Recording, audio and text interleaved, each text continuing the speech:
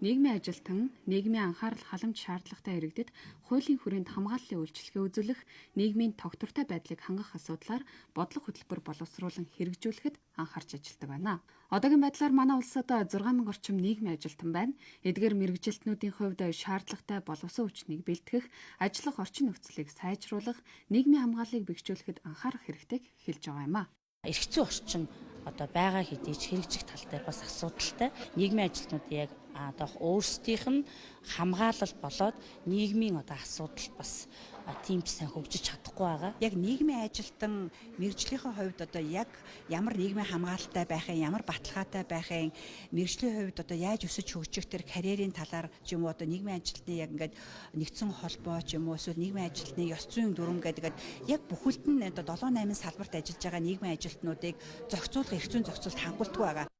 Улсын их хурлын эмэгтэй гишүүдийн санаачилгаар нийгмийн ажлын тухай хуулийн үзэл баримтлал болон хуулийн төслийг боловсруулж байна. Хууль батлагдсанаар нийгмийн ажилтнуудын нийгмийн баталгааг хангах, мэргэжлийн нэр хүндийг өсгөх зэрэг боломж нөхцөл бүрднэгсэн хүлээлттэй байгааг хэллээ.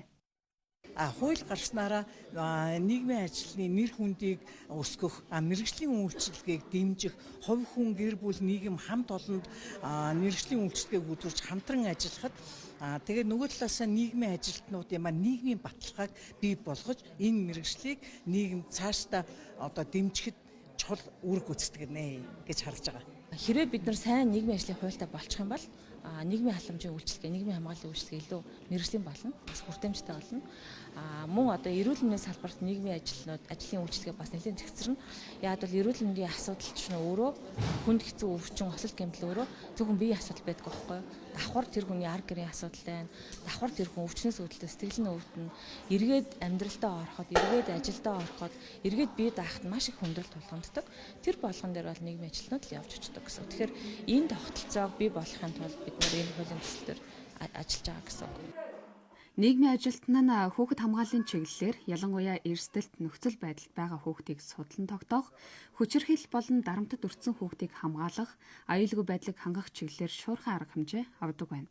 Цаашид аймаг нийслэл сум хороодод ажиллах нийгмийн ажилтныг чадварчуулах нь чухал гэдгийг мэргэжилтнүүдийн зүгээс сануулж байлаа.